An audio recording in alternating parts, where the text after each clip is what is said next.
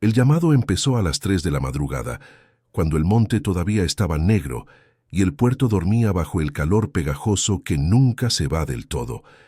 Era una voz aguda, como de niño gritando ayuda, pero con algo raro en el tono. Algo que sonaba a súplica y a trampa al mismo tiempo. Los vecinos del barrio de La Huaca se despertaron con el grito clavado en los oídos, y cuando salieron a sus patios a escuchar mejor, el llamado se detuvo de golpe, como si alguien hubiera tapado la boca al que gritaba. Y al día siguiente, cuando amanecieron a contar quién faltaba, descubrieron que Efrén Molina, un chamaco de 11 años que dormía en el cuarto del fondo de su casa, ya no estaba. Suscríbete al canal, deja tu like y comenta desde qué lugar del Valle de México o de Veracruz nos estás escuchando, porque lo que se descubrió en este caso no es cosa para dormir tranquilo.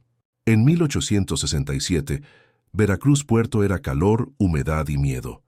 El puerto más importante de México, donde llegaban barcos de Europa y salían cargamentos de café, tabaco y maderas preciosas. Pero también era fiebre amarilla, cólera y un clima tan duro que la gente decía: en Veracruz solo sobreviven los que Dios bendice o el diablo protege. El barrio de La Huaca quedaba en las orillas del puerto, donde empezaba el monte. Casas de madera con techos de palma, callejones de tierra que se volvían lodo con la lluvia, y un cerro verde, espeso, lleno de árboles altísimos que bloqueaban la luz del sol. La gente del puerto evitaba meterse al monte de noche, no solo por los animales, víboras, jaguares, alacranes, sino porque corrían historias de otra cosa, de voces que llamaban desde adentro, de luces que se movían solas, de gente que entraba siguiendo un sonido y salía 3 días después sin recordar nada, o no salía. Pero esa madrugada del 12 de agosto de 1867, el llamado no vino de adentro del monte, vino de la orilla, justo donde terminaban las casas y empezaba la maleza, como si algo, o alguien, estuviera parado ahí esperando que alguien lo escuchara. Doña Petronila Ávila, unos 48 años, viuda, con la espalda encorvada de tanto lavar ropa en el río y las manos ásperas como corteza, fue la primera en escucharlo. Vivía en una casa de madera con techo de palma en la calle del Caimán, la última calle antes de que empezara el monte, donde el aire siempre olía a tierra mojada y a planta podrida. Esa noche del 11 de agosto de 1867 hacía un calor infernal, de esos que en Veracruz no dejan dormir, el aire pegajoso, los mosquitos zumbando como ejército y ni una pizca de brisa desde el mar. Doña Petronila estaba acostada en su catre con la puerta abierta para que entrara algo de aire cuando escuchó el grito, un grito agudo, desesperado, que venía del monte. «Ayúdenme, ayúdenme, por favor». Doña Petronila se incorporó de golpe, con el corazón acelerado. La voz sonaba como de niño, como de chamaco perdido o asustado, pero había algo en el tono que no cuadraba,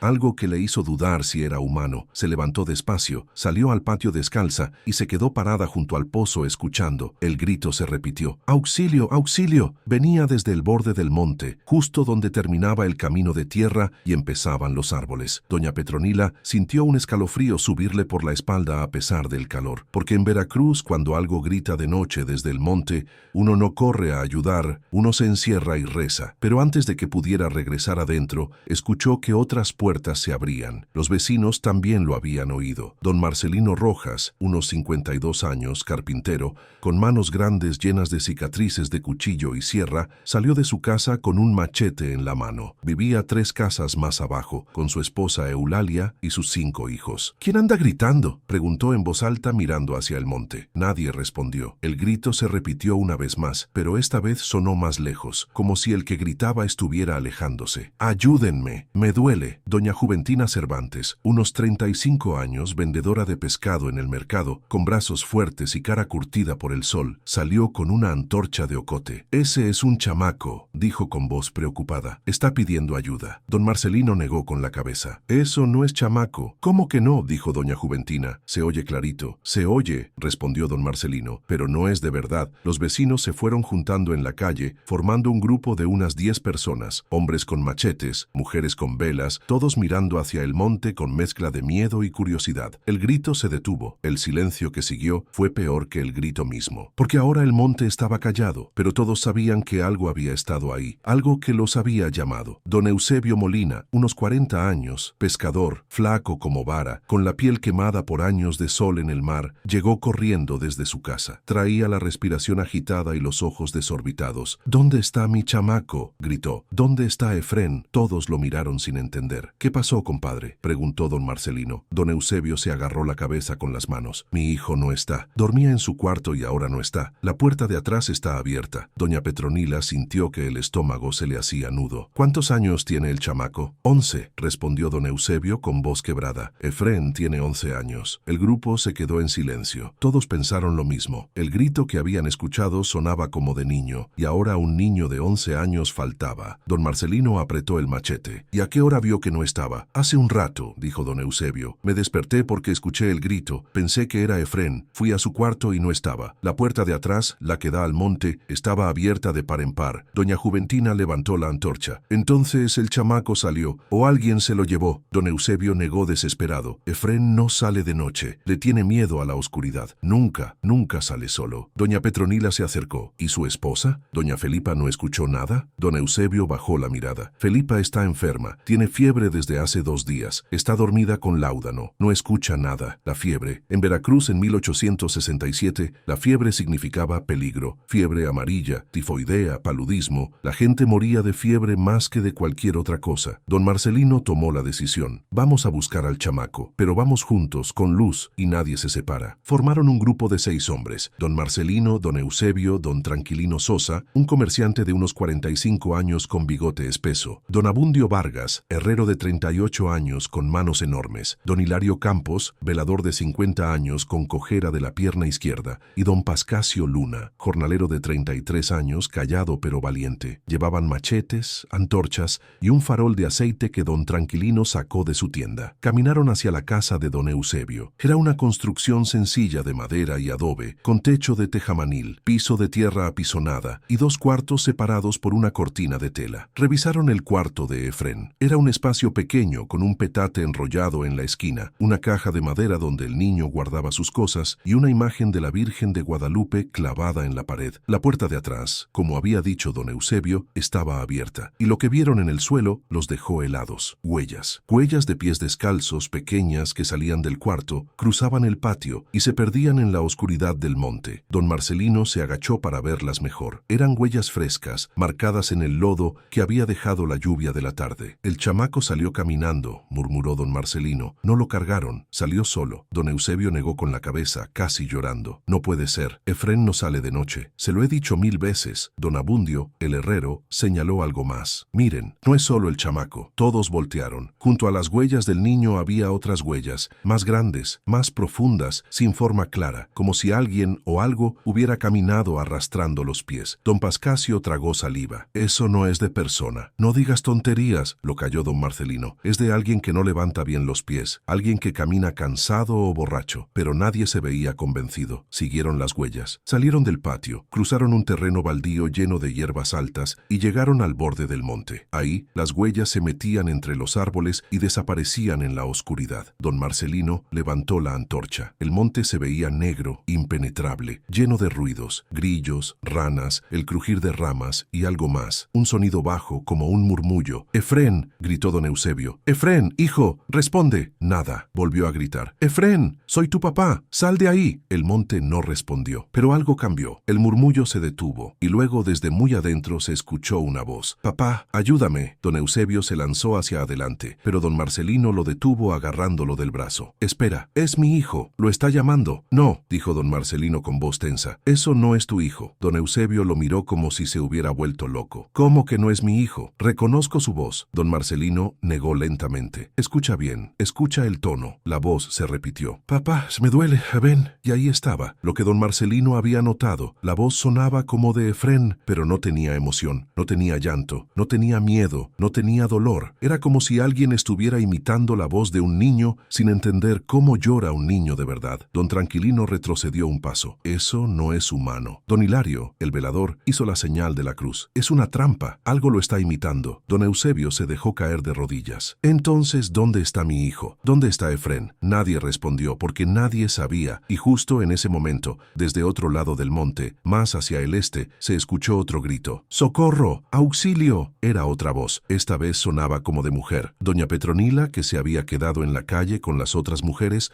gritó desde la distancia. ¡Don Marcelino! ¡Se oye del otro lado también! Los hombres se miraron entre sí. Si había algo en el monte imitando voces, ahora estaba en dos lugares al mismo tiempo. Don Marcelino apretó el machete hasta que los nudillos se le pusieron blancos. «Regresamos. Ahora». «No», gritó don Eusebio. «Mi hijo está ahí». «Tu hijo no está ahí», dijo don Marcelino con voz firme. «Lo que está ahí es lo que se lo llevó, y si entramos de noche, no vamos a salir». Don Abundio asintió. «Don Marcelino tiene razón. Hay que esperar a que amanezca. Hay que traer más gente. Hay que traer armas». Don Eusebio lloraba ahora sin ocultar las lágrimas. «Pero para entonces puede ser tarde». Don Marcelino lo levantó del suelo. «Ya es tarde, compadre. Pero si nos metemos ahora, vamos a acabar igual que tu hijo». Regresaron caminando despacio, mirando hacia atrás cada 2 pasos, sintiendo que algo los observaba desde la oscuridad. Y cuando llegaron a la calle, doña Juventina les dio la noticia que terminó de confirmar el horror. «Revisamos las casas», dijo con voz temblorosa. «Falta otro chamaco». Don Marcelino sintió que el piso se movía. «¿Quién?» «El hijo de doña Casilda, Renato Suárez. Tiene 9 años. Tampoco está». Don Eusebio se agarró la cabeza. «Dios mío». Y antes de que alguien pudiera decir algo más, desde el monte se escuchó una risa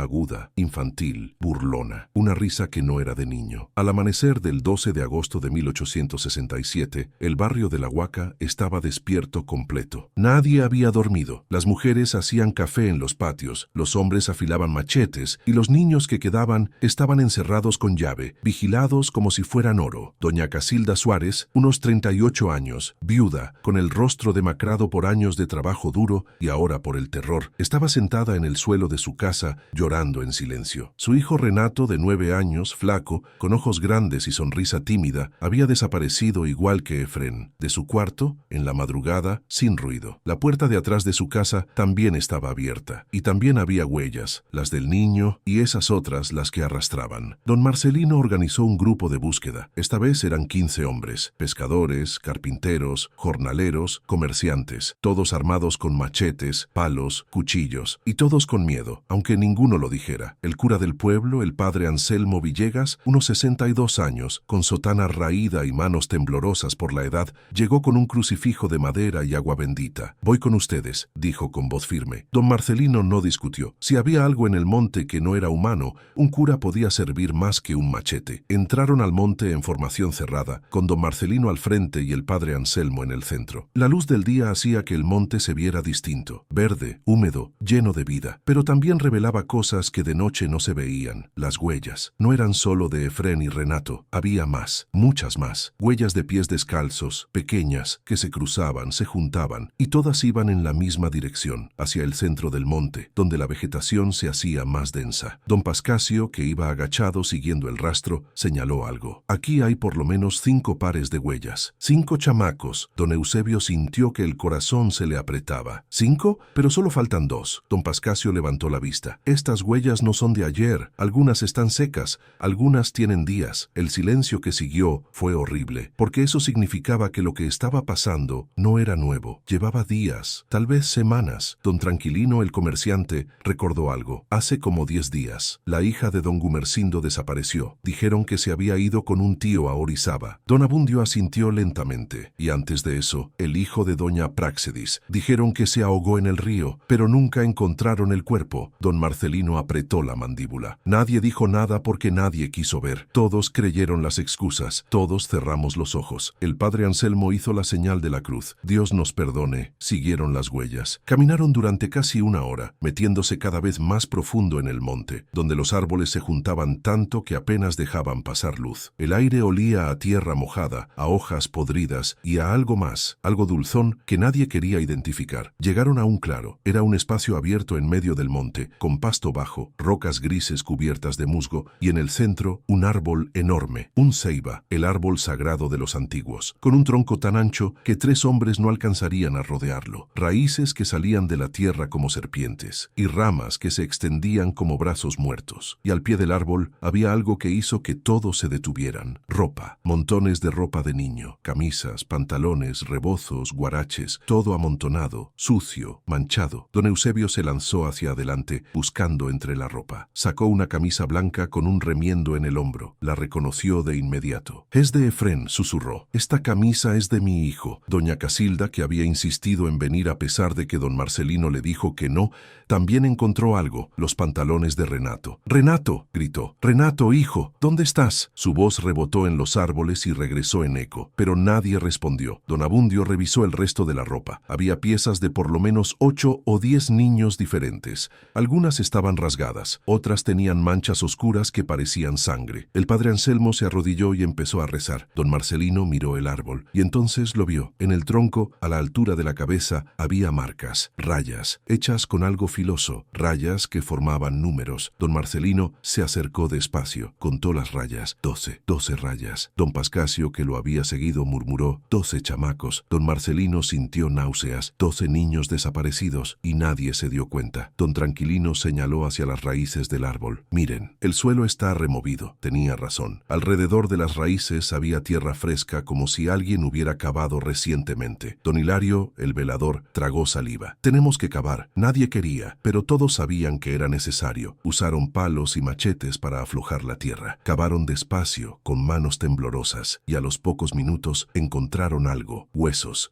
pequeños, de niño. Doña Casilda soltó un grito que asustó a los pájaros. Don Eusebio cayó de rodillas. Siguieron cavando. Encontraron más huesos, un cráneo pequeño, costillas, una mano diminuta. El padre Anselmo dejó de rezar. Tenía lágrimas en los ojos. «Esto es obra del demonio», susurró. Don Marcelino negó. «Esto es obra de un hombre, un monstruo, pero un hombre». Y justo en ese momento, desde el otro lado del claro, se escuchó un ruido, pasos. Alguien venía. Todos se giraron, levantando machetes. De entre los árboles salió una figura. Era un hombre, alto, delgado, con ropa sucia, sombrero viejo y en la mano un niño. El niño estaba vivo, pero caminaba raro, como dormido, con los ojos abiertos pero sin ver. Don Eusebio gritó: «Efrén», pero el niño no reaccionó. El hombre sonrió, una sonrisa lenta, horrible, y con voz suave, casi cantando, dijo: «Vinieron a buscarlos. Qué lástima que llegaron tarde», y soltó al niño. Efrén cayó al suelo como saco, y el hombre echó a correr hacia el monte. Don Marcelino gritó: «¡Agárrenlo!». 5 hombres salieron corriendo detrás de él, pero el hombre conocía el monte, esquivaba árboles, saltaba raíces, desaparecía entre las sombras, y mientras huía, iba gritando: «¡El monte los quiere! ¡El monte tiene hambre! ¡Y yo le doy de comer!». Su risa resonó en todo el bosque, y luego silencio. Se había ido. Don Eusebio levantó a Efrén del suelo. El niño respiraba, pero no hablaba. Tenía los ojos abiertos, fijos, como si estuviera viendo algo que nadie más veía. El padre Anselmo le puso la mano en la frente. «Está en shock. Hay que llevarlo con el médico». Don Marcelino miró hacia donde había desaparecido el hombre. «Hay que atraparlo, ahora», porque sabían que si no lo atrapaban hoy, esa noche iba a volver a llamar, y otro niño iba a desaparecer. Don Marcelino dividió a los hombres en 3 grupos. El primero se quedaría en el claro cuidando a Efrén y vigilando el lugar donde habían encontrado los huesos. El segundo regresaría al pueblo a buscar más ayuda, armas y a avisar a la autoridad más cercana. Y el tercero, liderado por él mismo, seguiría al hombre que acababa de huir. Don Eusebio quería quedarse con su hijo, pero Efrén no reaccionaba a nada. No hablaba, no lloraba, solo miraba al vacío con ojos vidriosos, como si algo dentro de él se hubiera roto. Doña Casilda, en cambio, se negó a regresar al pueblo. «Mi hijo sigue ahí adentro», dijo con voz dura, «y no me voy hasta encontrarlo». Don Marcelino asintió sin discutir. Sabía que no había argumento que la detuviera. El grupo de persecución quedó formado por 6 hombres: don Marcelino, don Abundio, don Pascasio, don Hilario, don Tranquilino y un jornalero joven llamado Fortunato Ríos, unos 26 años, ágil y callado, con cicatriz en la mejilla por pelea de cantina, pero buen rastreador. Siguieron el rastro del hombre. Las huellas eran claras, pisadas profundas, ramas rotas, hojas aplastadas. El hombre había corrido sin cuidado, como si supiera que aunque lo siguieran, no lo iban a alcanzar. Caminaron durante casi 2 horas, metiéndose cada vez más en lo profundo del monte, donde la humedad hacía que la ropa se pegara a la piel y el aire sabía a tierra mojada. Los árboles se hacían más altos, el suelo más más resbaloso, y la luz del sol apenas se filtraba entre las hojas. Fortunato iba adelante, agachado leyendo el suelo como si fuera libro. Aquí se detuvo, murmuró, señalando unas marcas en el lodo. Se quedó parado un rato, como si esperara algo. Don Marcelino miró alrededor. Estaban en una zona del monte que no conocía, donde los árboles eran tan viejos que parecían torcidos, con raíces que salían del suelo formando arcos y huecos. ¿Qué esperaba?, preguntó don Abundio. Fortunato señaló hacia adelante. A que nos metiéramos más. Don Pascasio sintió un escalofrío. Nos está guiando. Don Marcelino apretó el machete. Entonces vamos a darle gusto. Pero con los ojos abiertos. Siguieron avanzando, y de pronto el bosque cambió. Ya no había sonidos de pájaros. Ya no había insectos. Solo silencio. Un silencio espeso, antinatural. Don Hilario, el velador, se detuvo. Algo anda mal. Y justo en ese momento, desde arriba, desde las ramas, se escuchó una voz. Bienvenidos. Todos levantaron la vista. El hombre estaba sentado en una rama gruesa, a unos 4 metros de altura, balanceando las piernas como niño en columpio. Ahora que lo veían con más luz, podían distinguir sus rasgos. Cara flaca, barba rala y sucia, ojos hundidos pero brillantes, sonrisa sin varios dientes, y manos largas, huesudas, con uñas negras de mugre. Tenía unos 45 años, aunque se veía mayor por lo demacrado. ¿Quién eres?, gritó don Marcelino. El hombre se rió. ¿Quién soy? Soy el que cuida el monte. Soy el que escucha cuando los chamacos lloran de noche. Soy el que los calma. Don Abundio apretó los puños. Tú los matas. El hombre negó lentamente, con gesto exagerado. No, no, no. Yo no los mato. Yo los libero. Los saco de casas donde no los quieren, donde les pegan, donde pasan hambre. Los traigo aquí, donde el monte los acepta. Don Pascasio sintió rabia subiendo. Encontramos los huesos, encontramos la ropa, sabemos lo que hiciste. El hombre inclinó la cabeza como perro curioso. ¿Y qué van a hacer? ¿Llevarme con el juez, meterme a la cárcel? Don Marcelino levantó el machete. Vamos a hacer justicia aquí mismo. El hombre volvió a reírse. Inténtenlo. Y se dejó caer de la rama. Cayó como gato, ágil, y echó a correr otra vez. Los hombres lo siguieron, pero esta vez el terreno jugaba en contra. Raíces que se enredaban en los pies, ramas que golpeaban la cara, lodo que hacía resbalar. El hombre, en cambio,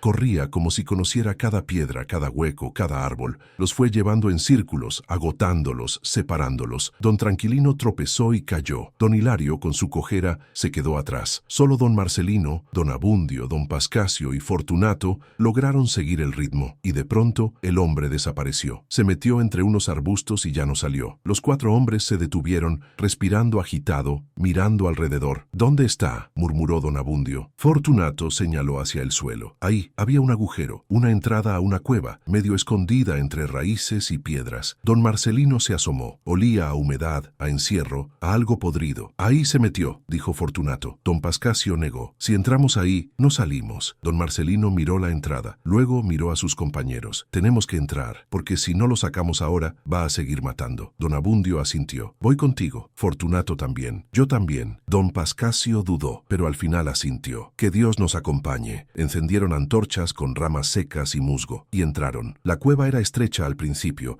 pero luego se abría en un espacio más grande, con techo bajo y paredes húmedas. El suelo estaba cubierto de hojas secas, ramas y algo más. Huesos, huesos de animales y huesos de niños. Don Marcelino sintió náuseas. Siguieron avanzando, y al fondo de la cueva, sentado en una piedra, estaba el hombre. Ya no sonreía. Tenía la mirada fija en ellos, pero sin expresión, como si estuviera en otro lado. ¿Por qué?, preguntó don Marcelino con voz quebrada. ¿Por qué mataste a esos niños? El hombre no respondió de inmediato. Se quedó en silencio largo rato, y cuando habló, su voz ya no era burlona, era hueca. Porque yo también fui niño, dijo, y nadie vino cuando yo llamé. Don Abundio frunció el ceño. ¿De qué hablas? El hombre levantó la vista. Me llamaba Cayetano, Cayetano Paredes. Mi padre me traía al monte a trabajar. Yo tenía 8 años. Un día me perdí. Grité durante horas. Nadie vino. Mi padre me dejó aquí. Dijo que si no servía para encontrar el camino, no servía para nada. Don Pascasio sintió un nudo en la garganta. ¿Y sobreviviste? Cayetano sonrió sin alegría. Sobreviví. Comí lo que encontré. Dormí en cuevas.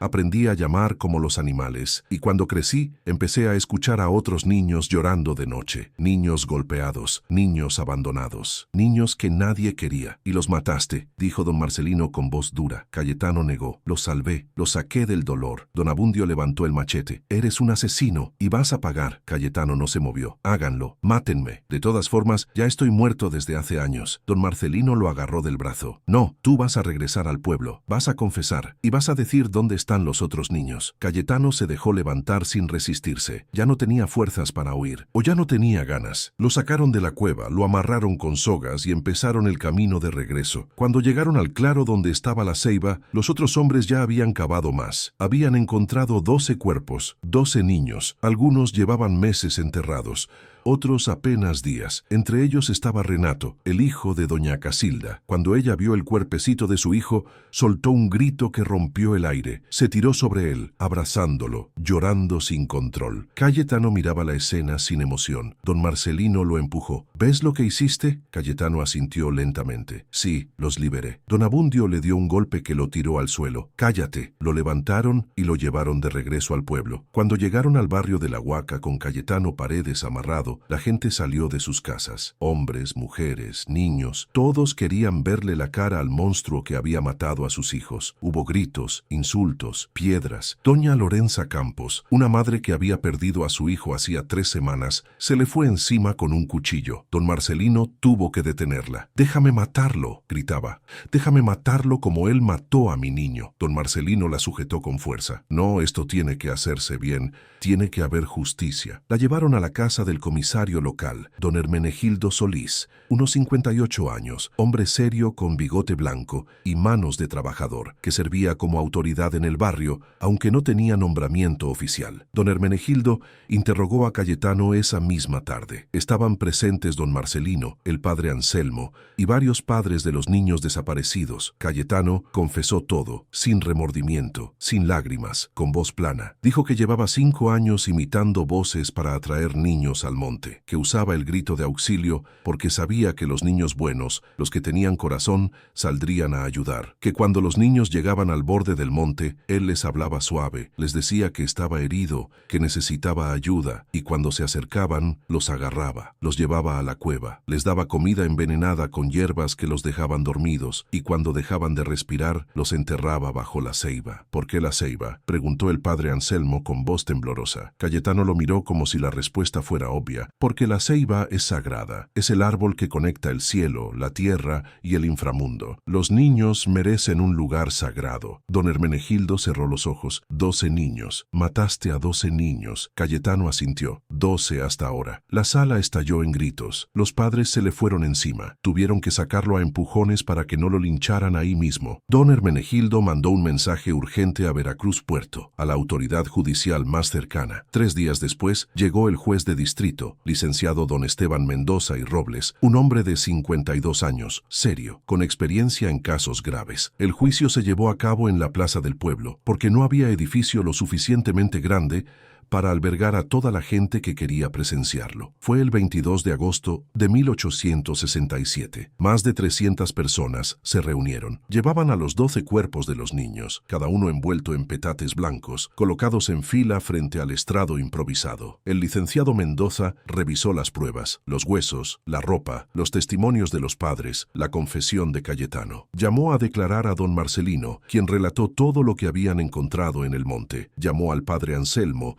quien confirmó los entierros bajo la ceiba. Llamó a don Eusebio, quien con voz quebrada contó cómo su hijo Efrén seguía sin hablar, sin comer, encerrado en su propio miedo, y llamó a Cayetano Paredes. Cayetano subió al estrado con las manos amarradas. Ya no sonreía, tenía la mirada perdida, como si ya no estuviera ahí. El juez le preguntó si tenía algo que decir en su defensa. Cayetano habló con voz baja. Yo también fui niño, yo también grité pidiendo ayuda, y nadie vino. Así que cuando escuché a otros niños gritar, fui yo. Yo fui el que vino. El juez lo miró con expresión dura. ¿Y crees que eso justifica lo que hiciste? Cayetano negó lentamente. No justifico nada, solo explico. El juez cerró su libreta. Cayetano Paredes, has confesado el asesinato de 12 menores de edad. Has actuado con premeditación, alevosía y ventaja. No muestras arrepentimiento. No hay atenuantes. Hizo una pausa. Te condeno a muerte por fusilamiento. La sentencia se ejecutará mañana al amanecer. No hubo aplausos. Solo Solo silencio, un silencio pesado, triste, que no traía alivio, porque 12 niños seguían muertos,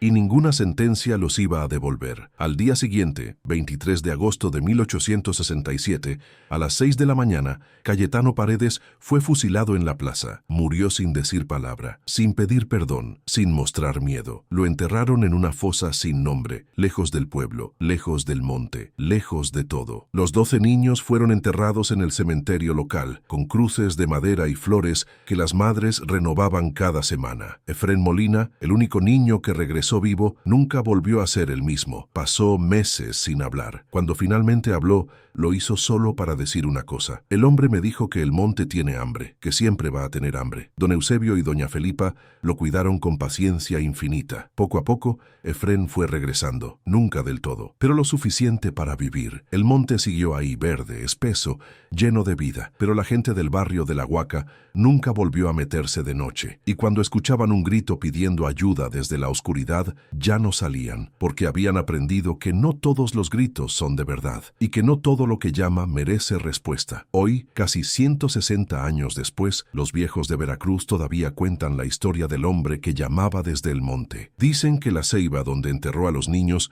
fue cortada años después, pero que en su lugar crecieron 12 árboles pequeños, uno por cada niño, y que en las noches de agosto, cuando sopla el viento desde el monte, se escuchan voces, voces de niños, pero ya no piden ayuda, ahora solo lloran. Que en paz descansen los 12 niños del monte de La Huaca, que sus nombres no se olviden, que su historia sirva de advertencia, porque cuando escuches un llamado en la oscuridad, antes de salir a ayudar, asegúrate de que quien llama es humano. Fin.